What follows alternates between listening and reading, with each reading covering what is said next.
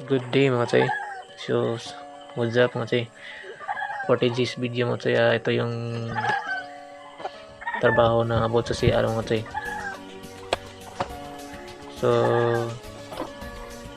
yun na mga Choy, di tayo nakapag-video nung pag-file ng bato dito mga Choy. Yung gamit natin na file mga Choy, bato lang, di yung hollow block Choy, para tipidin tayo sa mga hollow block Choy. So, pasensya muna Choy yung hindi ko na videohan yung paano yung pag-file Choy dun sa may hinukay natin na lupa. Basta yun lang Choy,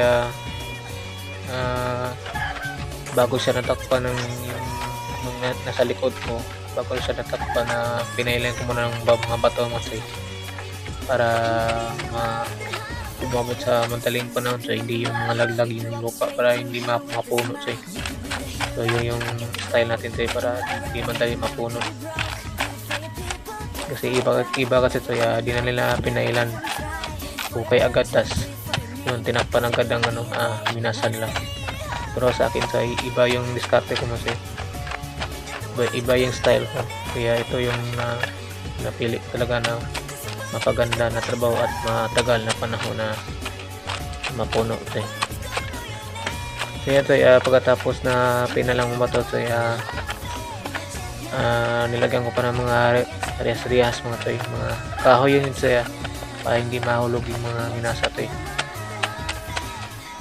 Kahoy, ata yung mga 5 ata na riyas Choy, o 6. Nandala mo Choy, pero ang ginamit natin na riyas Choy,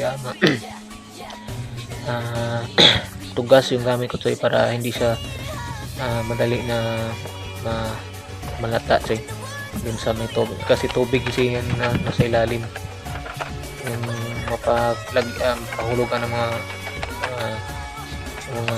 natin, mga Tagalog. Kasi yun Choy, yung sa ilalim dito, kasi mapuno yan dati na yung ginamit natin sa gumamit tayo sa CR. So tugas yung gamit natin Choy, na 5 ata yun, mga riyas. Tas katapos nun Choy, nilagyan ko ng yung plywood lang Choy, para manipis lang, di lang sobrang baga yung kasi umabot kasi na madaling panahon Choy, mga lata yun din Choy, kaya marin lang yung ginamit natin Choy, yung mga extra marin Choy, yung gamit na natin na nung nagbuo tayo ng mga haligi Choy dun sa poste natin dati, yun lang ginamit natin dyan. Tapos pagkatapos Choy, nilagyan ko na lang kabilya Choy. So Team M yung gamit ko dyan, Team MM.